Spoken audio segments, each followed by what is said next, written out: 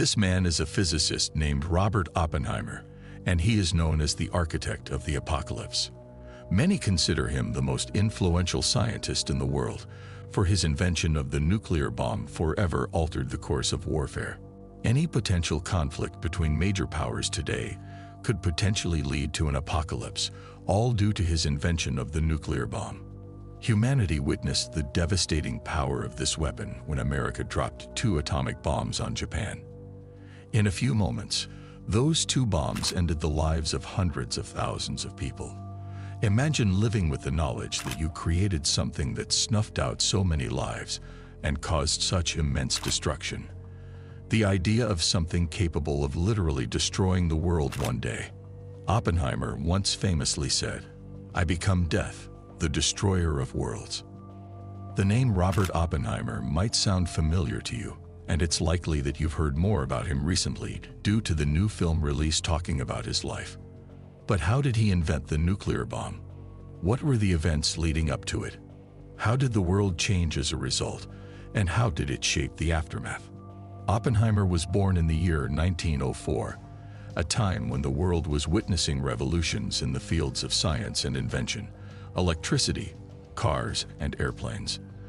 Many people were drawn to the study of science during this era, and Oppenheimer, with his natural intelligence, was encouraged to pursue the sciences by his wealthy and supportive father, who happened to be a German immigrant in America. However, the story took an unexpected turn. Oppenheimer entered the University of Cambridge in 1925, where he was surrounded by some of the best physicists and scholars in the world. One might assume that this environment would be ideal for his growth and creativity, but his initial experiences there were difficult. The teaching style at Cambridge heavily favored experimental and applied methods, and Oppenheimer struggled with this approach. He disliked experiments and practical applications. He was drawn to theoretical concepts. During his time at Cambridge, he faced one of the worst periods of his life, even coming to despise his peers and professors.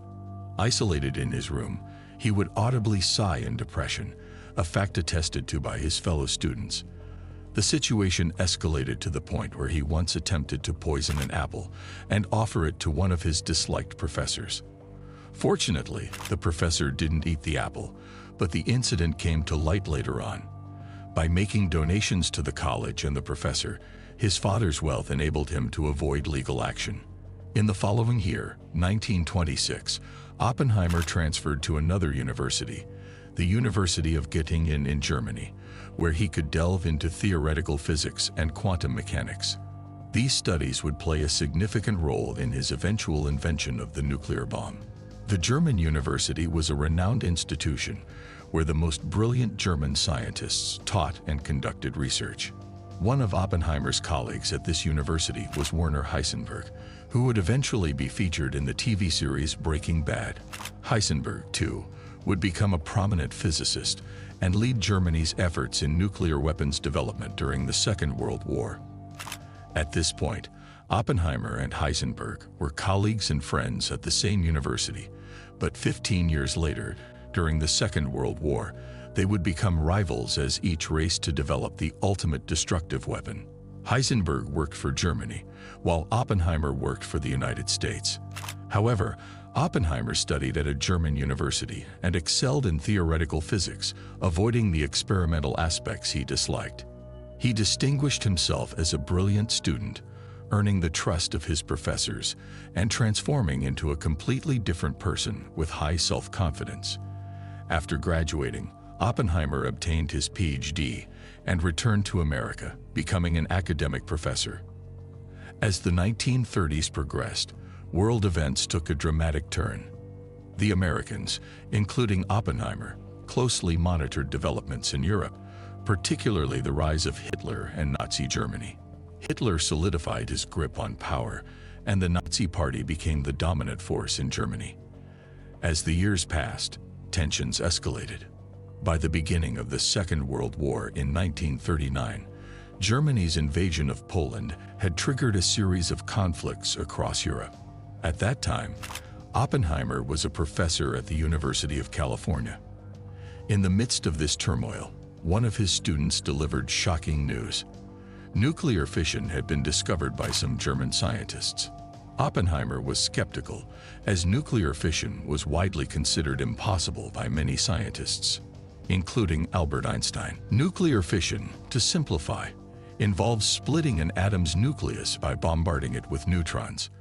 A material like uranium, utilized for nuclear energy production, can have its nucleus struck by neutrons, causing the nucleus to split and release new neutrons. These new neutrons then strike other nuclei, initiating a continuous chain reaction where atoms are split one after another. With each atom split, a tremendous amount of energy is generated. This phenomenon is termed a nuclear chain reaction, yielding millions of times the energy that any chemical reaction could produce. Now let's get back to our story. Oppenheimer, after hearing the news, rushed to his blackboard, quickly started to jot down equations and mathematical calculations, striving to comprehend the magnitude of this breakthrough. In no time, he grasps the potential of nuclear fission to generate immense energy. Energy that could propel airplanes, trains, massive ships, and submarines. The energy that could power our electrical grids, but it's also energy that could lead to catastrophic disasters or even be harnessed to create all-encompassing destructive weapons, more fatal than anything the world has ever seen. The defense tech arms race has built empires, but everyday people usually pay the price. Not only are both sides burning through natural resources, they're destroying billions worth of technology in the process. No matter who prevails, it could be years before some countries get back to normal. Millions could face food or energy insecurity this winter due to the invasion of Ukraine. And all over the world, what's left of the upper middle class is struggling to make ends meet. The uncertainty is shaking up global markets, but there are assets out there that aren't subject to this volatility. In fact, one market with centuries of history has already surged past its pre-pandemic highs. It's the fine art market. Historically, 95% of ultra-rich investors allocate at least 5% of their portfolio to fine art. And today's sponsors at Masterworks handle all the legwork to give you an unprecedented chance to capitalize on that market. Masterworks uses decades worth of auction data to purchase million-dollar masterpieces they think will appreciate in value. They've acquired over 300 paintings with almost $1 billion in assets under management. And it doesn't take an art connoisseur to understand these results. 16 sales to date, each of them returning profits to their investors. Just last week, they sold a piece for a staggering 77% net annualized return. Join over 800,000 on Masterworks' easy-to-use platform today. Skip the waitlist at the link in the description and start your journey into the world of art investing. Now let's get back to our story. At the time, Germany was invading Poland and at odds with most European nations, making it a direct adversary of the United States. To succinctly outline the context, during World War II, alliances emerge. On one side were the Allied powers, led by Britain, the United States, and the Soviet Union. On the other side were the Axis powers, led by Germany, Italy, and Japan. When the Americans learned that the Germans had discovered nuclear fission, fear gripped them. If the Germans could develop a nuclear bomb before the Allies, the war might end abruptly, and it might be the end of the world as well.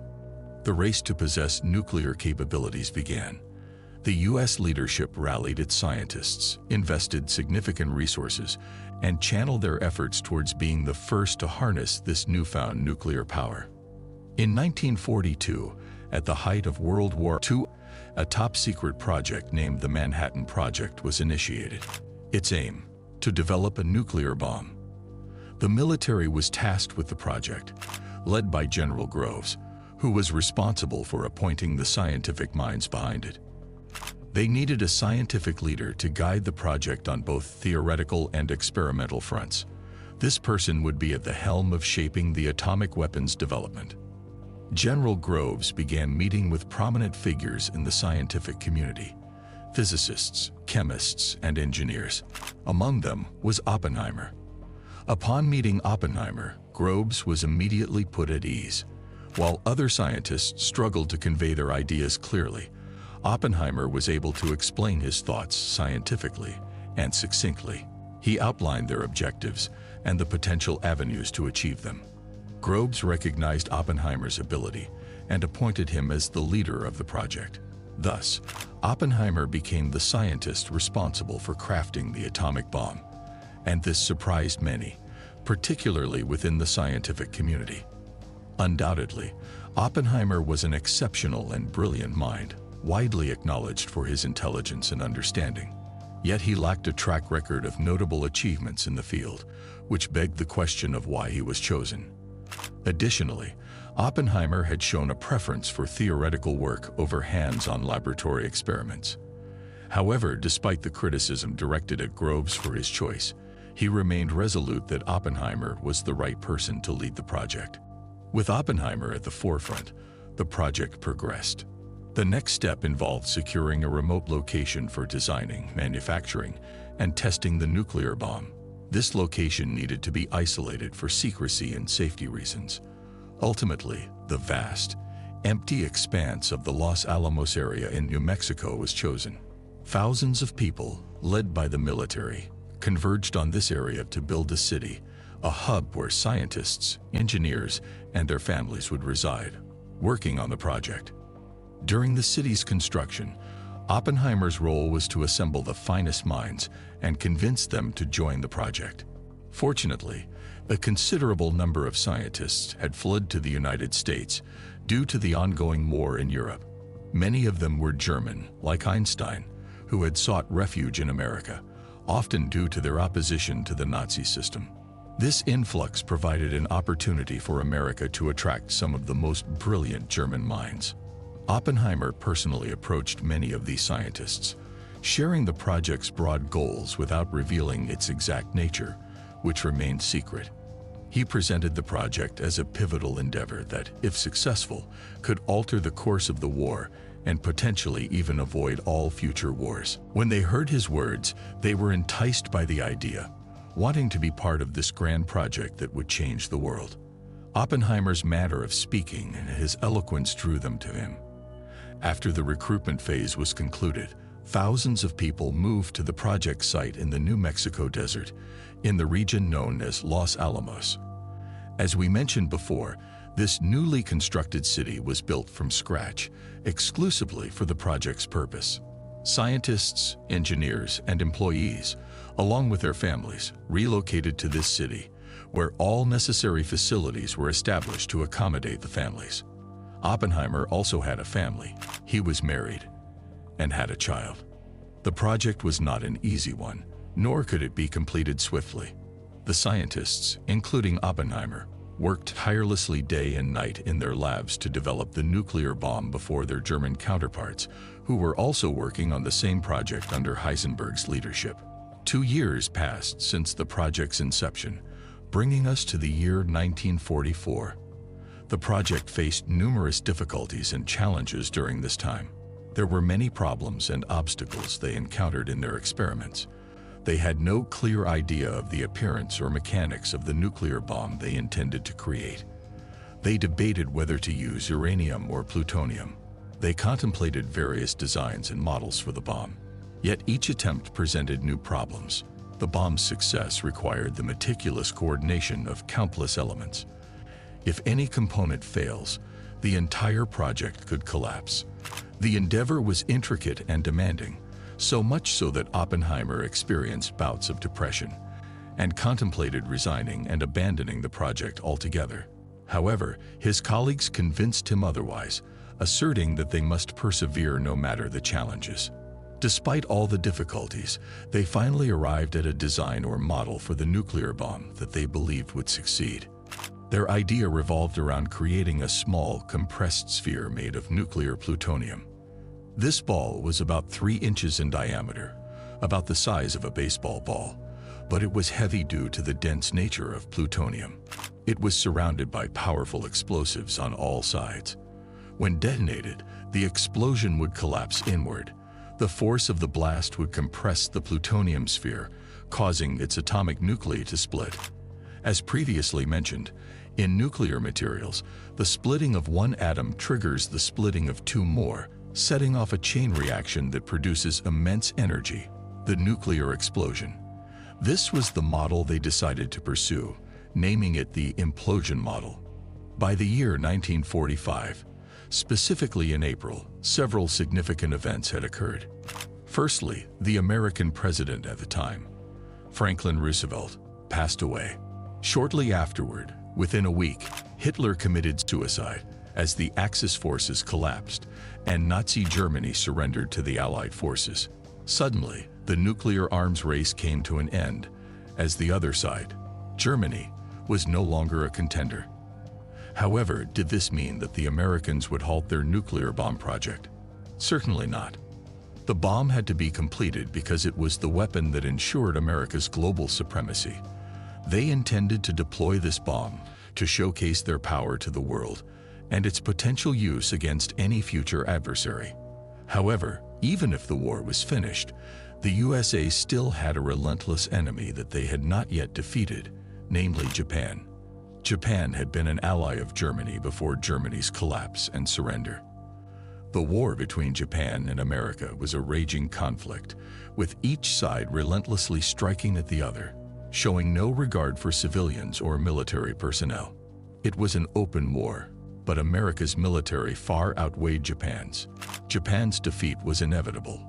The American bombings on Japan were merciless, with bombs falling day and night. Most Japanese cities were reduced to ruins, yet the Japanese people displayed an astonishing nationalistic spirit.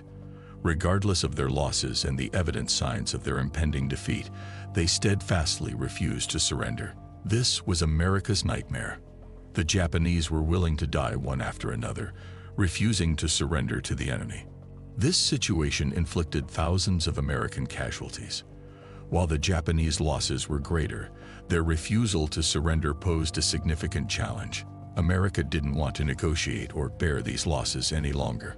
The United States believed that Japan would only surrender upon witnessing a weapon that could annihilate hundreds of thousands of them in seconds. The American government, under the leadership of the new President Truman, pushed even harder to complete the nuclear bomb project as soon as possible. Oppenheimer himself strongly advocated for the use of the nuclear bomb. He wanted the world to witness the extent of this weapon's power and devastation. His philosophy was rooted in a desire to witness destruction. He believed that the nuclear bomb could be the ultimate destructive weapon that would bring peace to the world. Oppenheimer understood that if they succeeded, other nations would eventually catch up. If America had this weapon, others would strive for it too. If the world saw the devastating power of this bomb, fear would discourage nations from entering another war. In his opinion, possessing this overwhelming force could be the path to lasting peace, deterring any inclination towards future conflicts, as the great powers would recognize that another war would spell destruction for all. So, because of this, he wanted to show the world the extent of this weapon's power. He wanted to use it once so that no one would use it again. The philosophy and vision might seem strange, but there is a realistic aspect to them. The proof is that, to this day, no one has used a nuclear weapon in war since that time. This is because using a nuclear weapon today would result in destruction for everyone. The whole world would be destroyed. Nevertheless, we reached the month of July in the year 1945. By that time, Oppenheimer and his team had finally realized that they had achieved their goal. They had completed the integrated model of the nuclear bomb that they were working on. This bomb was built based on the implosion model we talked about. So now, how were they going to confirm that this nuclear bomb actually worked? They needed to conduct a test explosion because, as we mentioned, numerous elements were involved in the bomb, such as the plutonium core, the explosives surrounding it, the batteries powering the detonation devices, intricate connections, and countless wires. All these components needed to work together perfectly for the bomb to succeed. Hence, they had to conduct a test to ensure it was functional. They selected a remote desert area in New Mexico, close to their secret city of Los Alamos, as the test site. The test date was set for July 15, 1945. The moments leading up to the test were filled with intense tension and anticipation. They prepared the explosion site, bringing with them their equipment and the nuclear bomb they had readied for the test. The tower you see was used to hoist the bomb above ground level. They chose to detonate it at a height of 30 meters to witness the full extent of the explosion. The metallic sphere you see now is the nuclear bomb they were going to detonate. Everyone was on edge. Even Oppenheimer was visibly tense. Even after they raised the bomb to the top of the tower, he inspected it multiple times, checking every connection and device to ensure everything was in place. The tension and anxiety were palpable among everyone present. Oppenheimer, in particular, was smoking excessively. On that day, he smoked more than on any other day, as attested by his colleagues. They knew he was nervous, and many of them were equally anxious.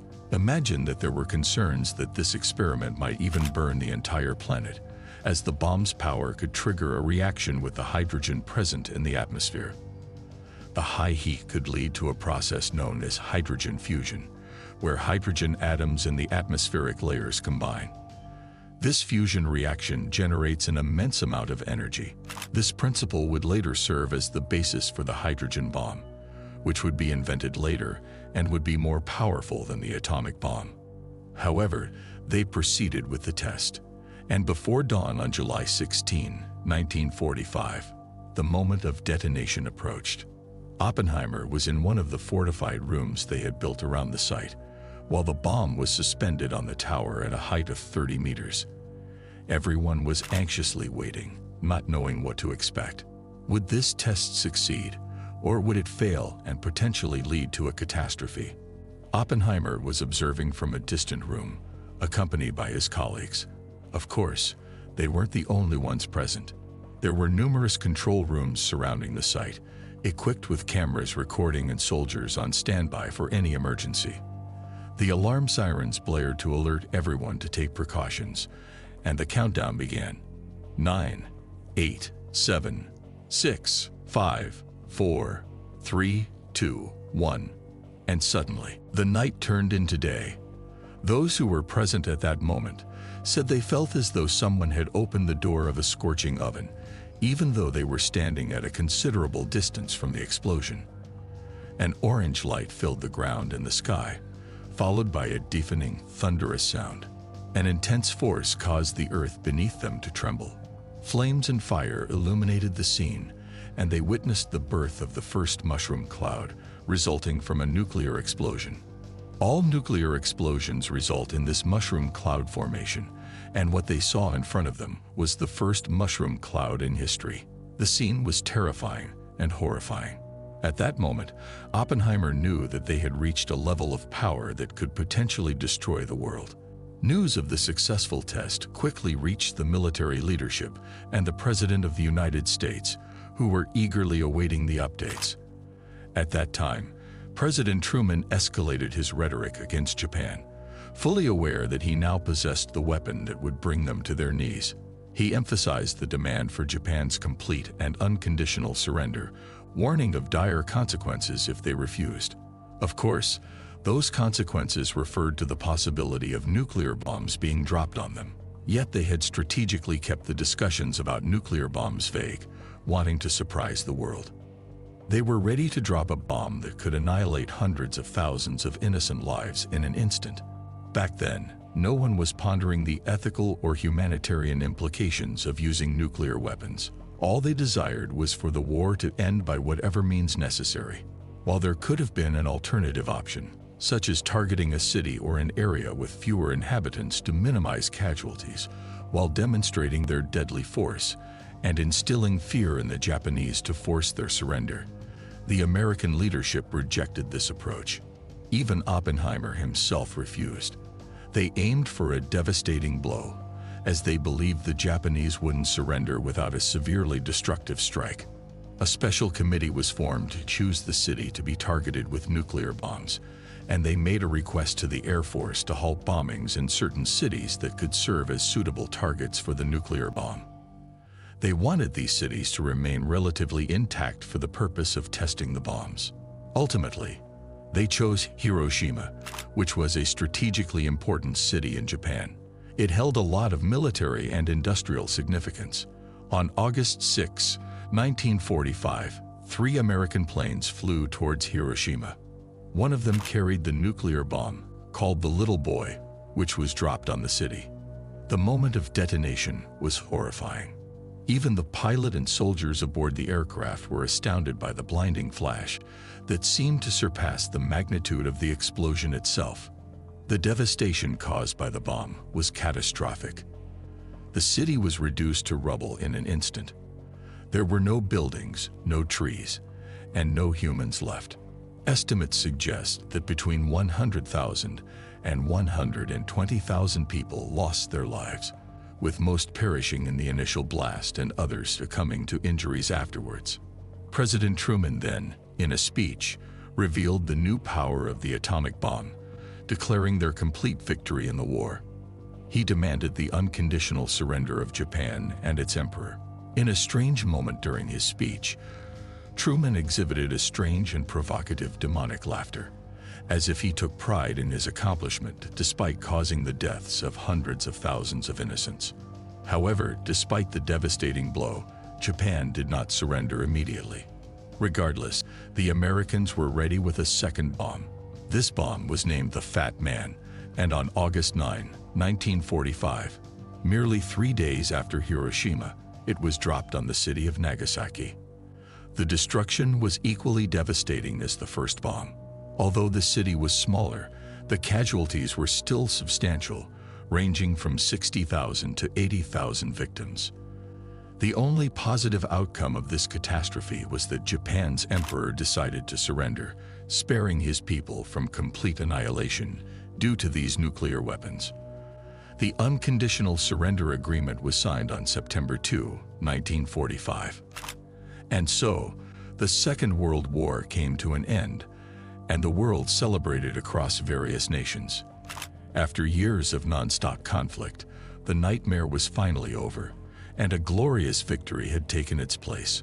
Oppenheimer emerged as a hero in the media, with his face and achievements gracing newspapers and magazines. Press conferences, honors, and accolades abounded. He became the focal point of attention as the man who brought an end to the war. Yet within himself, Oppenheimer was fully aware that he was responsible for the deaths of hundreds of thousands of people due to the weapon he made.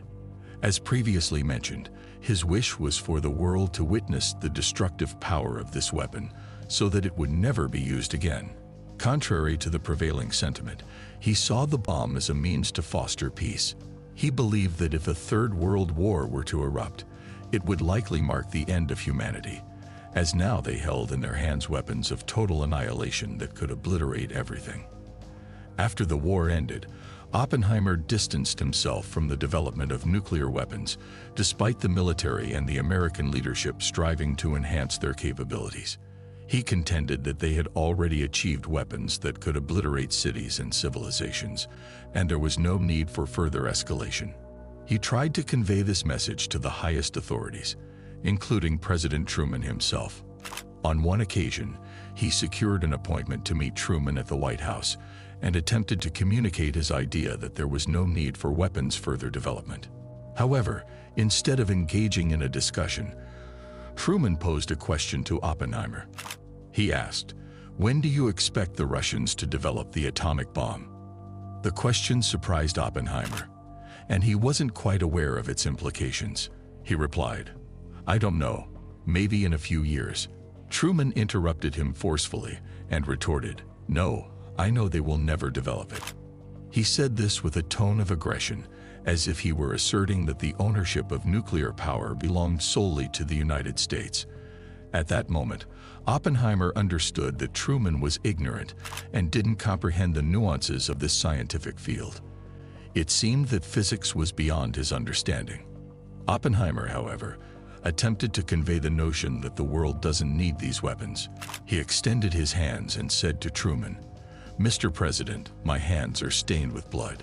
This act deeply unsettled Truman, and he felt insulted by it. He promptly dismissed Oppenheimer from his office, remarking to his aides that he didn't want to see him again. Despite this, Oppenheimer persisted in his efforts to curtail the development of nuclear weapons. He even became part of a group of scientists advocating for global nuclear disarmament. However, with nuclear weapons reality already established, avoiding it was impossible. In 1949, the Soviet Union successfully tested its own nuclear bomb. The news sent shockwaves across the United States. The United States was no longer the sole possessor of nuclear weapons. The American response to this new threat was to develop an even more powerful weapon, the hydrogen bomb. The inventor of this bomb was a scientist named Edward Teller, who had worked alongside Oppenheimer in creating the atomic bomb. However, from the time of their experiments until the completion of the atomic bomb, Edward had the idea of the hydrogen bomb, which relied on fusion reactions of hydrogen atoms instead of fission reactions like the atomic bomb. The hydrogen bomb's explosion was expected to be 1,000 times more powerful than that of the atomic bomb. With one detonation, the hydrogen bomb could wipe out millions of lives.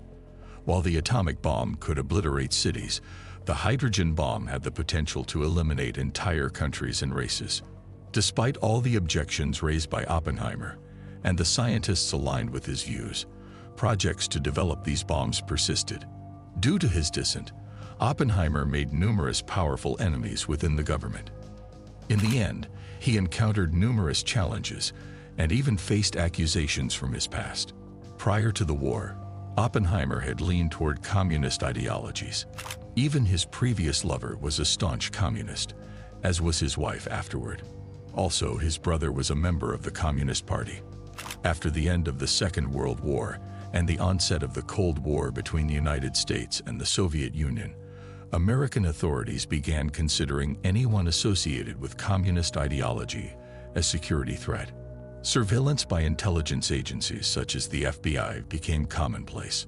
Although Oppenheimer wasn't immersed in communist ideologies at that time, due to his animosity with powerful figures within the country, these enemies began accusing him of espionage and leaking state secrets to the Soviet Union. They demanded the revocation of his high-level security clearances. Eventually, this escalated to a trial-like hearing, with witnesses brought forth, including colleagues from his past, like Edward Teller, who had invented the hydrogen bomb. In a shocking betrayal, Teller testified against him in this hearing. Because Oppenheimer opposed the development of the hydrogen bomb, the attacks against him were relentless, both from close quarters and distant ones. In the end, his security clearances were revoked, and he was barred from any government-related activities. Subsequently, Oppenheimer retired from academia and even distanced himself from physics. He occasionally appeared at events and interviews, sharing stories and events from their work on the nuclear bomb. In one of these interviews, he mentioned the famous quote that reflected his feelings upon witnessing the detonation of the nuclear bomb for the first time. "Now I'm become death, the destroyer of worlds." In the end, Robert Oppenheimer was diagnosed with lung cancer. His addiction to smoking took its toll, and he passed away in the year 1976 at the age of 62. However, Oppenheimer's story continues to resonate even today. His invention has left an everlasting impact, altering the course of the world. His creation changed the world forever. The potential consequences of any nuclear war today could be catastrophic.